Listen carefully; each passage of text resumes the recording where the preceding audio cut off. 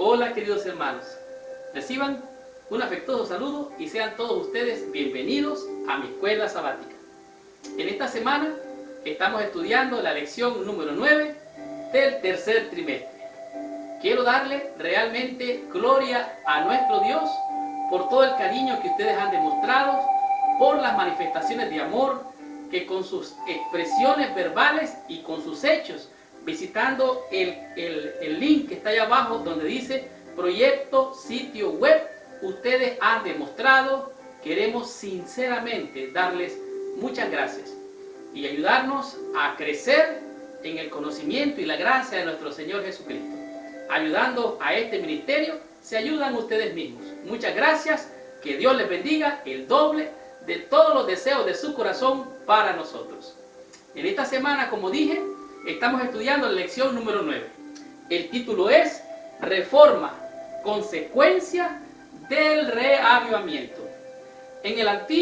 Tanto en el Antiguo Testamento, se presentan varias reformas que fueron grandes cambios para el mejoramiento de la relación entre los hijos de Dios y Dios mismo.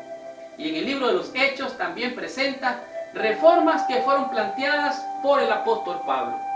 Pero también en la Edad Media, tanto Martín Lutero como Calvino hicieron grandes cambios y una reforma protestante contra aquello que iba en contra de lo que la Biblia enseñaba.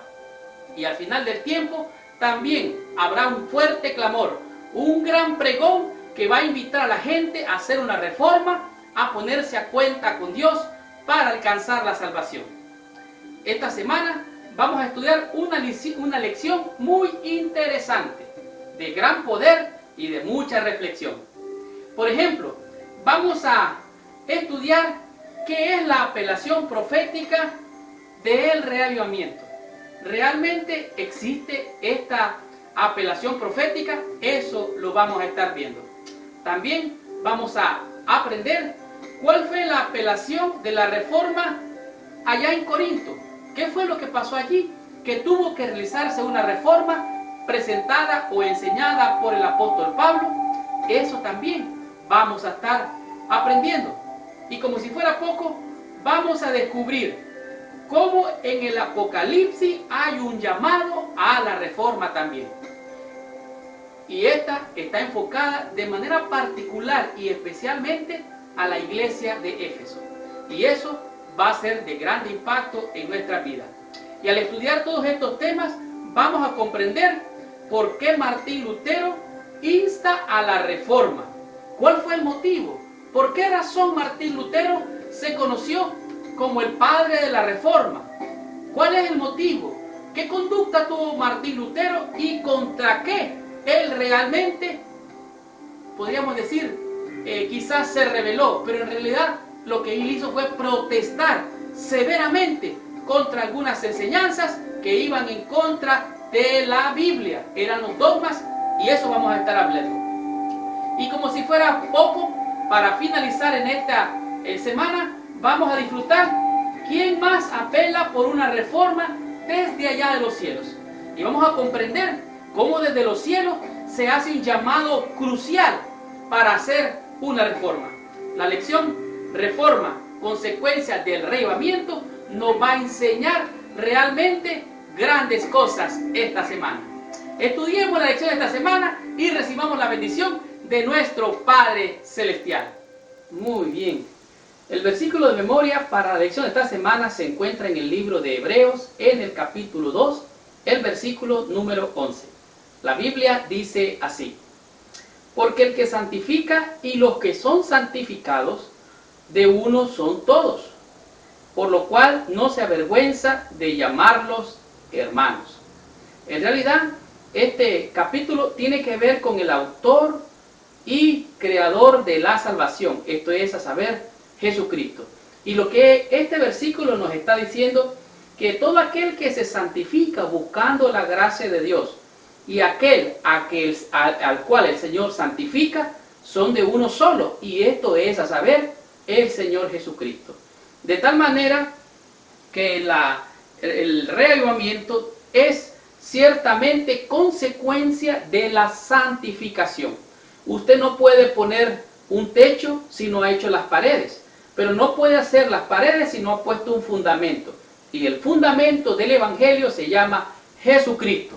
Recuerde que no hay otro nombre dado a los hombres en el cual podamos ser salvos, sino solo en el nombre de nuestro Señor Jesucristo.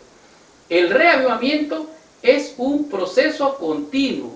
Diariamente el Señor nos invita al gozo de su presencia. Y nosotros conocemos esto como la justicia imputada y la justicia impartida.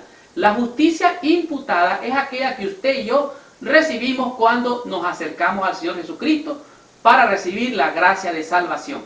Y la justicia impartida es la que recibimos día a día como gracia del Señor. Recuerden, nuevas son cada mañana su misericordia. Esos son lo que nosotros conocemos como la justicia impartida. De tal manera que los justos son como la luz de la aurora, que va en aumento hasta que el día es perfecto.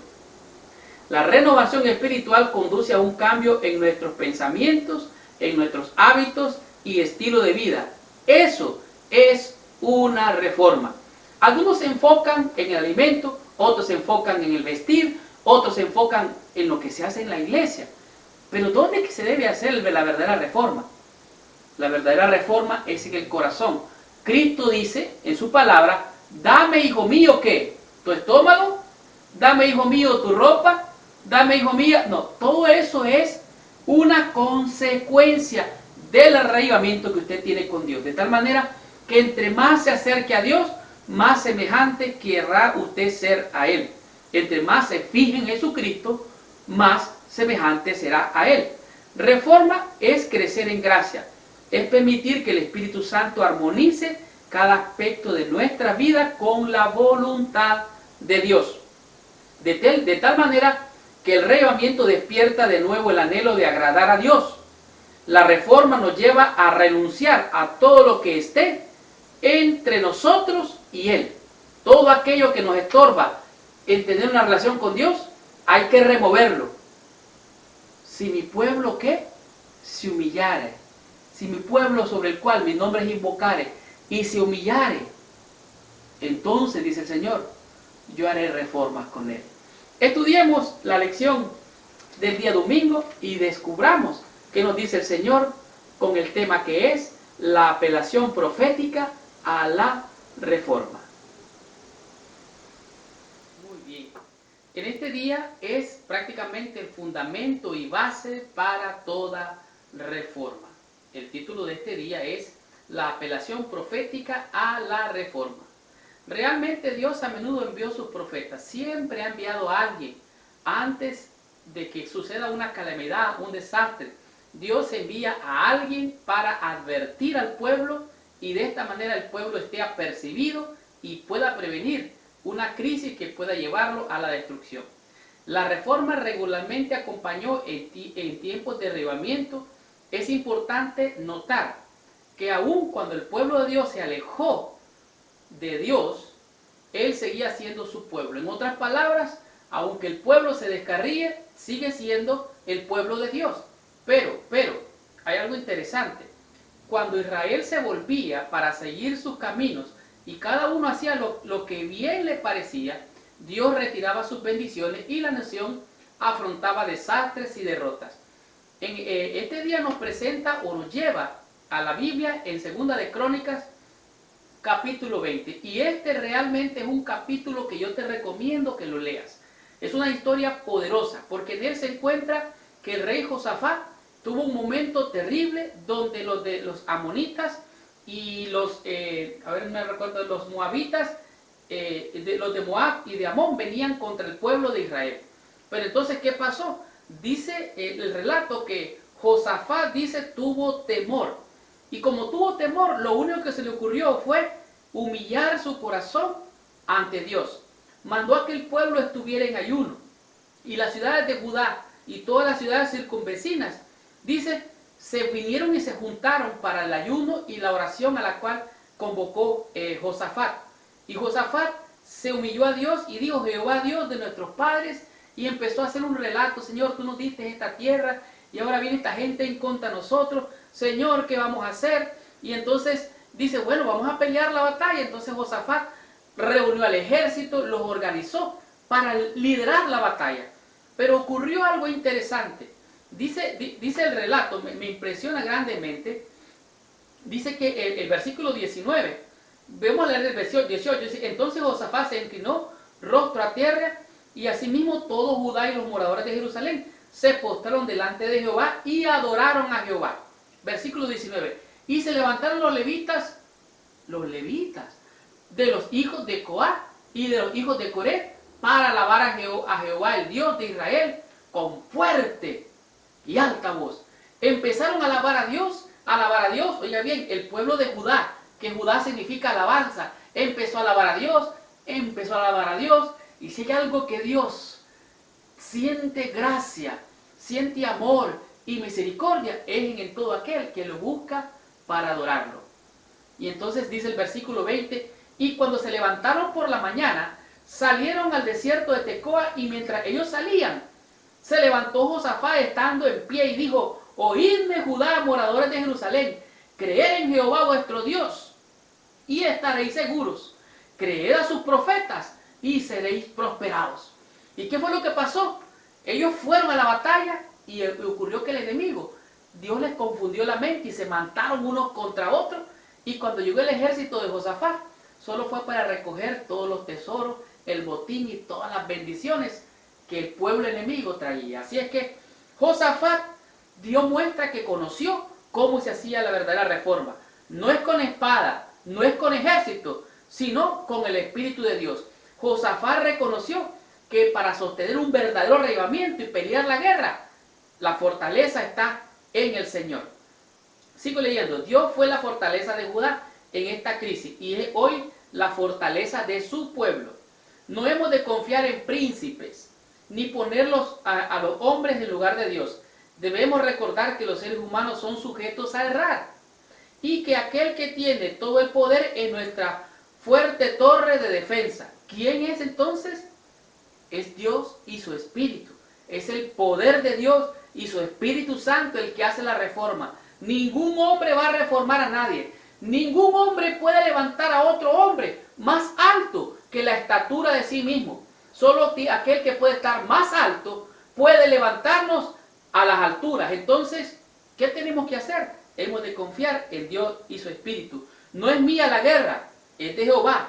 Josafat dijo, oídme vosotros, moradores de Jerusalén, no es nuestra la guerra, es de Dios. Así es que no es con espada, no es con ejército, sino con el Espíritu de Dios. Esta fue la apelación profética a la reforma. Continuemos la lección de esta semana. Veamos qué nos dice la lección del día lunes con el tema que es la apelación a la reforma en Corinto. Continuemos con la lección de esta semana.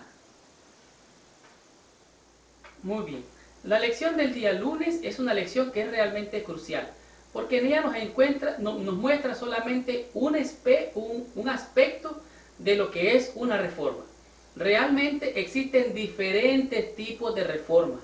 Todos podemos hacer reformas, desde el ámbito personal, el ámbito espiritual, el ámbito de la salud, tanto física como también de la moralidad. Existen reformas sociales, religiosas, políticas, de todo tipo. En el caso de la iglesia en Corinto, en la carta del apóstol Pablo, dice que expresa una preocupación con respecto a su condición espiritual. Se refiere a la iglesia allá en Corinto. Muchos miembros se habían alejado del ideal de Dios. La situación era tremendamente seria, incluyendo la inmoralidad sexual, que dijo Pablo que no se veía ni aún entre los paganos. Recuerde bien, el apóstol Pablo escribe una carta a los Corintios para reprender, para exhortar, pero el propósito del apóstol Pablo era salvar. Toda reforma es para salvación. Y aquí vemos el consejo que dio a Pablo allá a los Corintios. Y le dice a estos hermanos que estaban en inmoralidades, le dijo, o ignoráis que vuestro cuerpo es el templo del Espíritu Santo. Me llama grandemente la atención este versículo porque nosotros lo aplicamos solamente para el alimento. Hay que tener reforma pro salud porque somos templo del Espíritu Santo. Pero en realidad este versículo es claro y es aplicado para aquellos que estaban en inmoralidades sexuales. Así es que el apóstol Pablo dice, ¿no saben ustedes que todos los que corren en el estadio se abstienen de todas estas cosas, se abstienen de muchas cosas, se abstienen de comer, se abstienen de hasta del sexo, se abstienen de tantas cosas para lograr una corona corruptible? Pero nosotros esperamos una corona incorruptible. Así que esfuércense, absténganse, eviten toda clase de mal. De tal manera que el apóstol Pablo llama la atención a abstenerse de todo mal y a ser temperante. ¿Qué es ser temperante?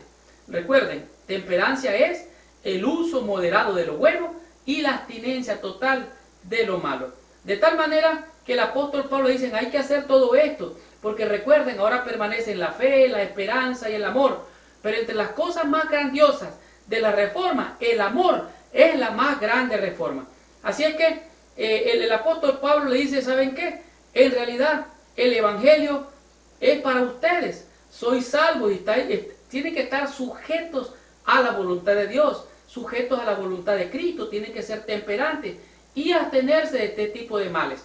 De tal manera que el apóstol Pablo no vino para condenar, sino para reformar y para salvar a los hermanos allá en Corinto.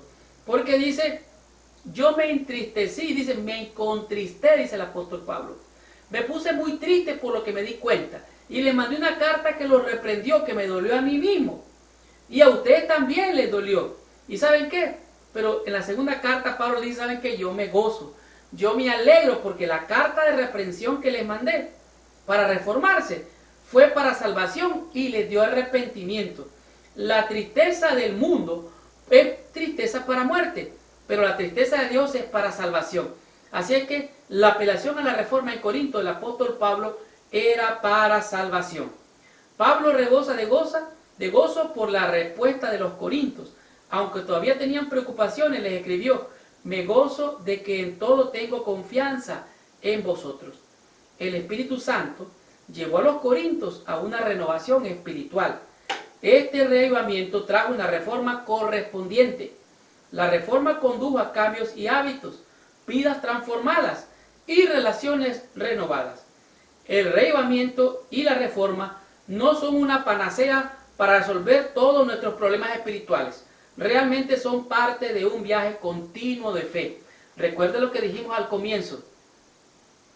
Los justos son como la luz de la aurora que va, como dice, en aumento hasta que el día es perfecto. Descubramos qué nos dice la lección del día martes con el tema que es Apocalipsis, llamado a una reforma en Éfeso. Muy bien, la lección del día martes es una de esas lecciones poderosas porque en ella hace un llamado a la reforma verdadera, pero nos lleva como referencia a la iglesia de Éfeso. Las 7 iglesias descritas en Apocalipsis capítulo 2 y capítulo 3 representan a la iglesia cristiana a través de todos los siglos. En realidad, todos los estudiantes bíblicos han llegado a esa conclusión y es la misma conclusión a la que como adventistas nosotros también aceptamos. Esta es una posición histórica, lo cual significa de que cada iglesia ha tenido etapas. Durante las etapas de la iglesia se refiere a Apocalipsis capítulo 2 y 3, donde está refiriéndose a las 7 iglesias, las cuales son entre ellas Éfeso. El ángel instruyó a Juan para que escribiera acerca de lo que había visto y el apóstol Juan se refiere a una de las 7 iglesias, en este caso la iglesia de Éfeso. Éfeso significa la iglesia deseada, la iglesia ardiente, la iglesia que realmente demuestra una gran labor.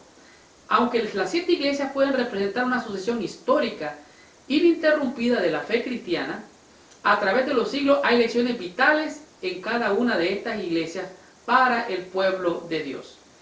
Esta iglesia, conocida como la iglesia de Éfeso, la Biblia presenta, dice, yo conozco tus obras.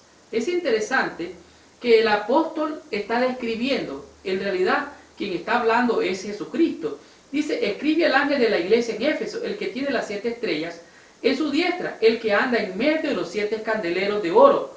Dice esto, el que anda en medio de los 7 candeleros de oro es Cristo mismo. Así es que él dice, yo conozco tus obras, conozco tu arduo trabajo, tu paciencia.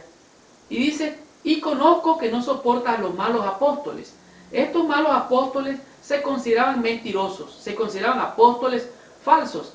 Dice, y le sigue elogiando, dice a la iglesia de Éfeso, le dice el Señor, tú has sufrido por la fe y has tenido paciencia y has trabajado arduamente por mi nombre. Es interesante notar que la iglesia de Éfeso, la cual se considera que fue desde el año 31 hasta por el año 100 más o menos de la era cristiana, esta iglesia dice que tenía un arduo trabajo, había sufrido mucho, tenía paciencia y tenía una característica muy interesante, que a Jesucristo, al que se paseaba por el candelero, también aborrecía a unos individuos llamados como los Nicolaitas.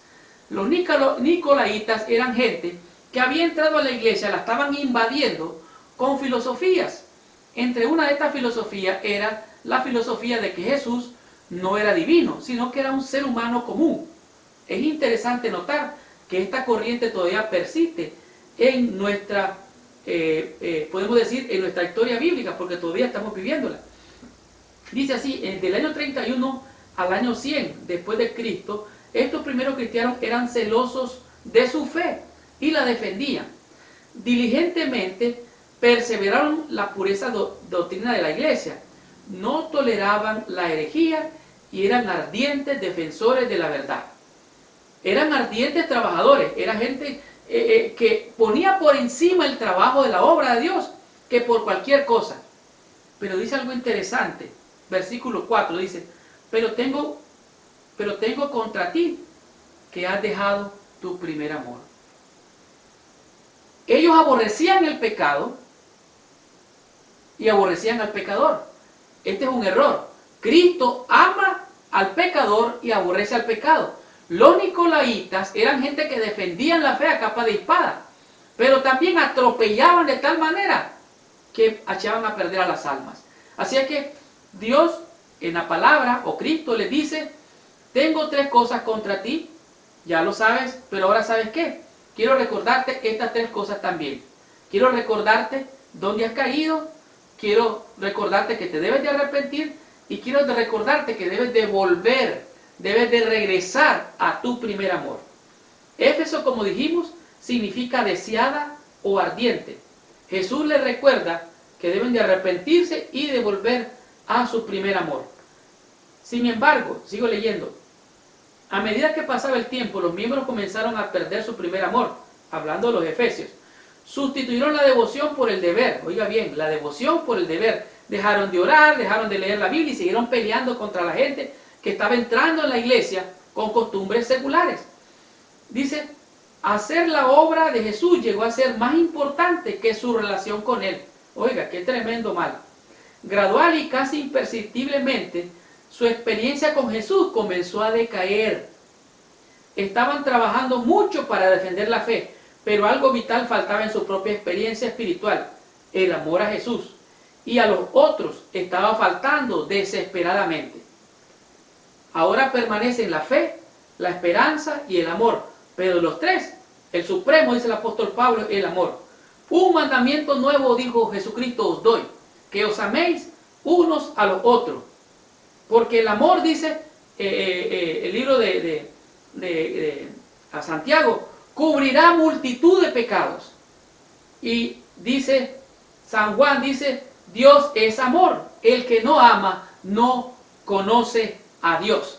No puedes poner tú el deber o la doctrina superior a las almas. Tienes que pensar que por ella murió Cristo. El amor a las almas, el amor a las almas está bien. Pero si tú lo tienes amor a la obra y a la doctrina, al mandamiento, a la ley y al testimonio, y echas a perder a las almas, estás mal. Yo debo de aprender a amar a mi prójimo, amar a mis hermanos y amar a Dios sobre todas las cosas, porque ese es el primero y el más grande mandamiento. Aprendamos de la lección del día miércoles con el tema que es Lutero insta a la reforma.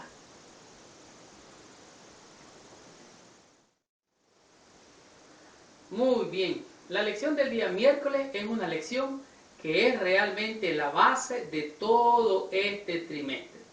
Resulta que cuando pensamos en la palabra reforma, nuestras mentes naturalmente van hasta la Reforma Protestante, la cual realizó el gran campeón de la fe llamado Martín Lutero. Hasta entonces el cristianismo occidental estaba mayormente encerrado en la tradición. Y fue Martín Lutero el que impulsó 95 tesis por la fe. Resulta que él agarró 95 tesis para refutar y para echar por tierra la infalibilidad del Papa, que enseñaba que el hombre podía justificarse por las obras mediante la compra de indultos, mediante los sacramentos y mediante algo que podemos decir, la Iglesia Católica vendía a la gente, era salvoconducto, y las multitudes se mantenían dominadas por el miedo, por el temor, por la tradición y los dogmas de la Iglesia Católica, lo cual enseñaba que el hombre podía justificarse por las obras mediante un asunto que ellos llamaban penitencias. El hombre se golpeaba, se laceraba y tenía que hacer castigos para que por medio de la penitencia pudiera alcanzar el favor de Dios y la salvación. Entonces se levantó un campeón de la verdad llamado Martín Lutero y clavó en la puerta del palacio de Wittenberg, y allí en Wittenberg él clavó las 95 tesis de la justificación por la fe. El Papa dejó de ser prácticamente alguien que patrocinara a Martín Lutero para convertirse en un aférrimo enemigo. Y así Martín Lutero y los otros campeones de la verdad que apoyaron la Reforma Protestante se levantaron en contra del Papa y se volvieron enemigos literalmente de él. Ellos estaban en contra de los sacramentos, en contra de la venta de indultos y en contra de la infalibilidad del Papa. Ellos enseñaban, la Iglesia Católica, que el hombre era justificado por la fe, pero Martín Lutero levantó 95 tesis que el hombre es justificado por fe y solo por fe. Las obras no son ningún mérito para nadie. Así es que podemos ver lo que decía el apóstol Pablo. Dice, porque no me avergüenzo del Evangelio, porque es poder de Dios para salvación al que cree, al judío primeramente y también al griego. Así que Dios se revela por fe y para fe. La justicia de Dios es por medio de la fe y somos justificados gratuitamente. Somos reconciliados por la fe, por los méritos de nuestro Señor Jesucristo. Dios eligió a Martín Lutero, entre otros, para conducir a su pueblo a una reforma profunda. Lutero había luchado con la culpa de sus propios pecados durante años, hasta que la luz del Evangelio penetró en su mente. ¿Qué fue lo que pasó? Martín Lutero iba subiendo las escaleras de rodillas del palacio de Wittenberg, y allí Dios le habló y él recibió la palabra de fe. El justo vivirá por la fe.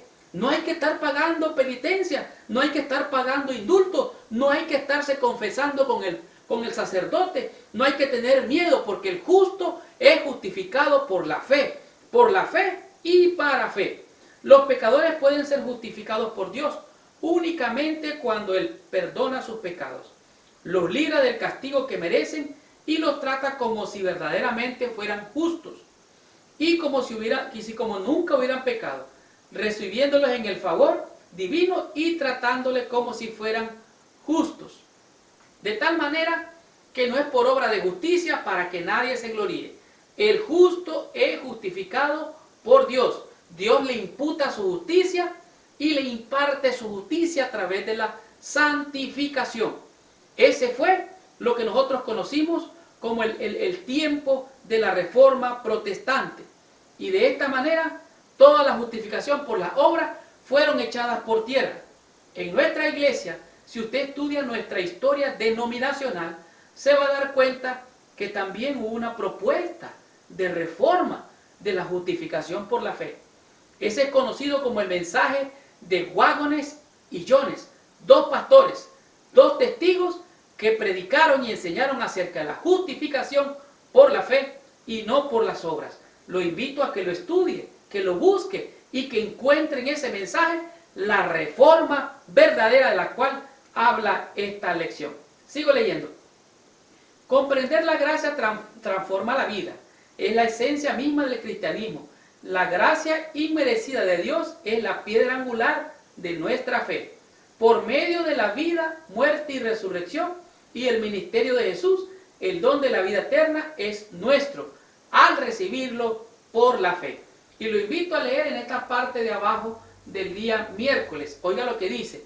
La reforma es, oiga bien, ¿qué es la reforma?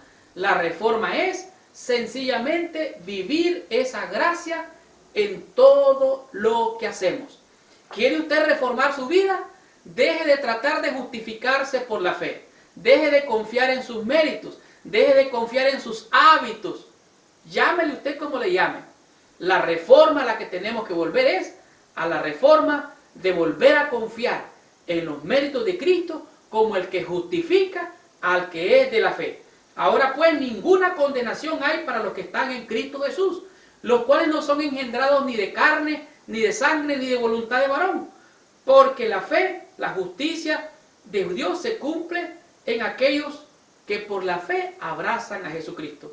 Dice, para que la justicia de la ley se cumpliese en nosotros que no andamos conforme a la carne. Esta fue la lección del día miércoles. Disfrutemos de la lección del día jueves y aprendamos qué nos enseña en este día con el tema que es: el cielo apela por una reforma en el tiempo del fin. Muy bien. En este día la lección, su título es: el cielo apela por una reforma en el tiempo del fin. La Iglesia Adventista del Séptimo Día es un movimiento reformador. Fue originado por Dios para restaurar verdades bíblicas que se perdieron de vista hace muchos siglos. De hecho, Dios todavía tenía más verdades que revelar a su pueblo en esta tierra. Desde el comienzo de la gran controversia en el cielo, Satanás intentó difamar el carácter de Dios. Él decía que Dios era un Dios arbitrario, que su ley era difícil de cumplir. Él estaba prácticamente en contra de la verdad de Dios. Él mintió acerca de las intenciones de Dios hacia sus criaturas, pero en la vida que vivió, hablando de Jesucristo, en las verdades que enseñó y por la muerte que Él murió, Jesús reveló cómo es realmente su Padre Celestial, o sea, nuestro Padre Celestial. Y en este día se da prácticamente lo que es el mensaje de la iglesia a la cual pertenecemos en esta tierra.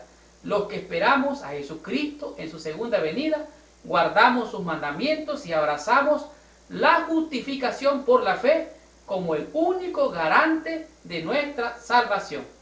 Y lo que dice Apocalipsis 14 es que vi volar por en medio del cielo a un ángel que tenía el evangelio eterno para predicarlo a todos los moradores de la tierra. Recuerde que el ángel tenía el evangelio eterno. El evangelio eterno son las buenas nuevas de salvación en Cristo Jesús. No hay otro mensaje, recuerde. Es el evangelio eterno. ¿Y para qué tenía el evangelio eterno? Para predicarlo a los moradores de la tierra.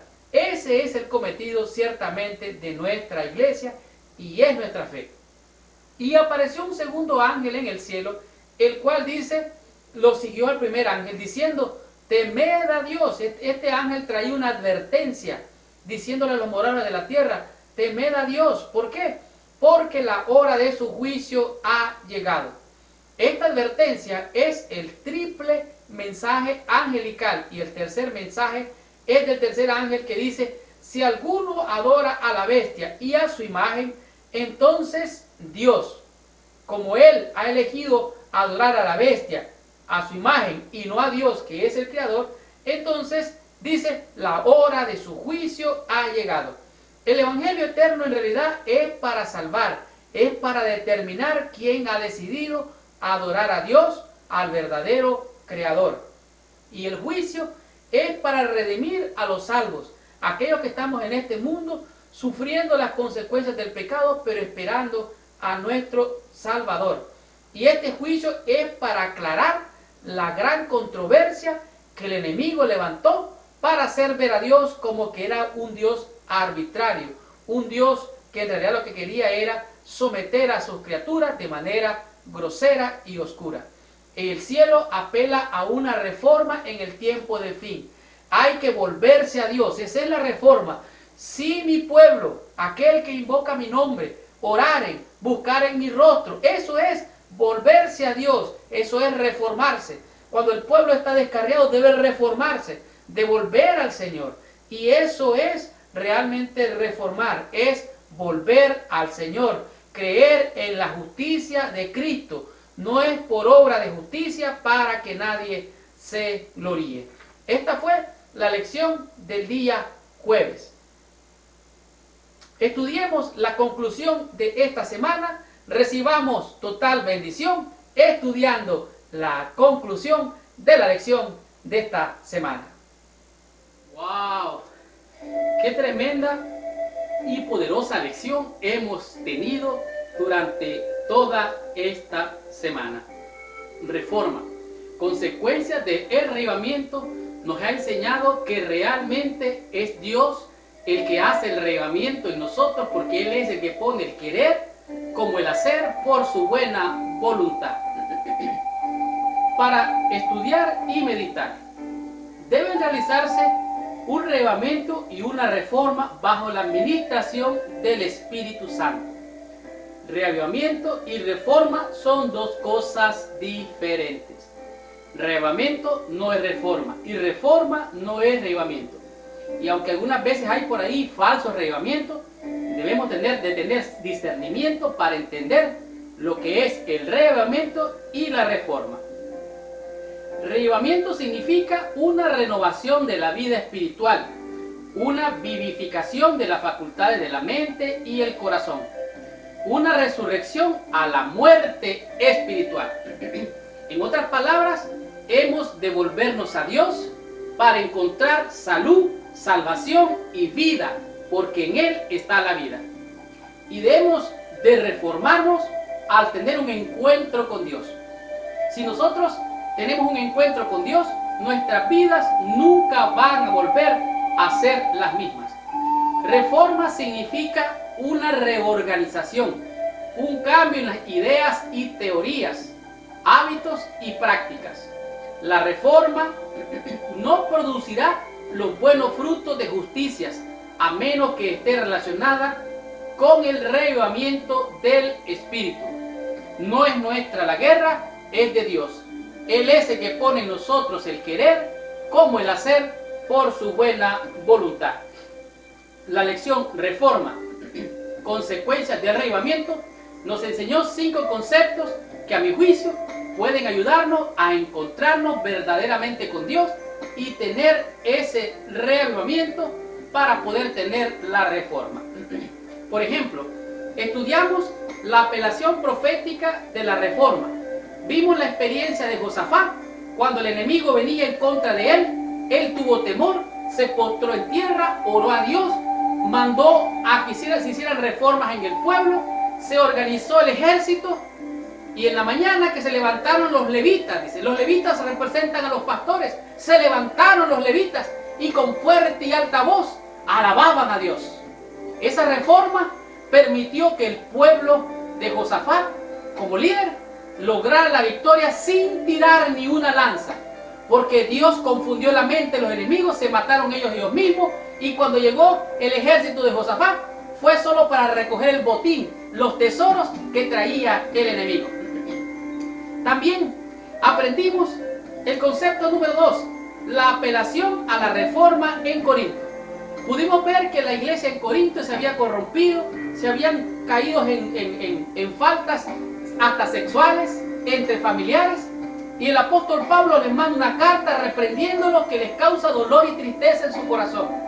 Pero también les causa gozo porque el pueblo se reformó, enderezó sus pasos, se volvieron a Dios, reavivaron su fe y reformaron sus vidas. También descubrimos que en el Apocalipsis hay un llamado a una reforma a la iglesia de Éfeso. La iglesia de Éfeso era una iglesia ejemplar, peleaba contra los nicolaitas, pero al pelear contra los nicolaitas también estaba echando a perder las almas. Lo hacían todo solamente con la ley del talión, diente por diente, ojo por ojo. Y de esta manera ellos echaban a perder a las almas en vez de salvarlas.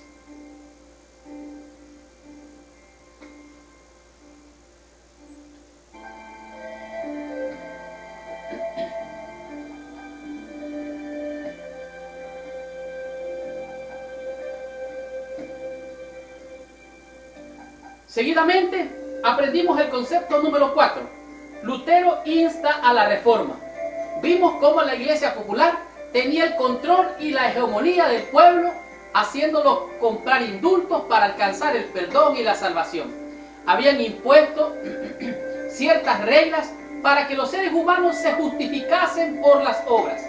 Y así surgió el gran paladín de la fe, un campeón de la palabra llamado Martín Lutero, y algunos otros que le acompañaron para hacer la gran reforma protestante, la cual él hizo 95 tesis por la fe, que escribió, que las clavó, dijimos, en la puerta del palacio de Wittenberg, donde él mismo, una vez caminando de rodillas, subiendo las escaleras, pagando la penitencia que él tenía que pagar, Dios se le reveló y le dijo: el justo vivirá por la fe. No es por obra, no es por nada que tú hagas, es sencillamente por la fe y para fe. Porque el que está en Cristo es nueva criatura. Las cosas viejas pasaron. Él ha sido reformado para salvación, bendición y vida eterna. ¿Qué diremos del concepto que descubrimos en número 5? El cielo apela por una reforma en el tiempo. Entendimos cómo Apocalipsis 14 es un llamado de Dios a creer al Evangelio. Vi volar por en medio del cielo a otro ángel que tenía el Evangelio eterno para predicarlo a todos los moradores de la tierra, a toda nación, tribu y lengua, diciendo a grande voz: temerle a Dios y darle honra, porque la hora de su juicio ha llegado. El juicio es un llamado a reformar la vida, a adorar al verdadero Dios, aquel que murió en la cruz para salvación tuya y salvación mía. Esa fue la lección número 9. La próxima semana vamos a estudiar la lección número 10 con el título que es Reforma, disposición a crecer y cambiar. Gracias por visitar el canal de mi escuela sabática. Les habló su hermano y su amigo Marlon García. Y nos vemos la próxima semana con esta tremenda bendición. Gracias, nos vemos la próxima semana y que Dios les bendiga.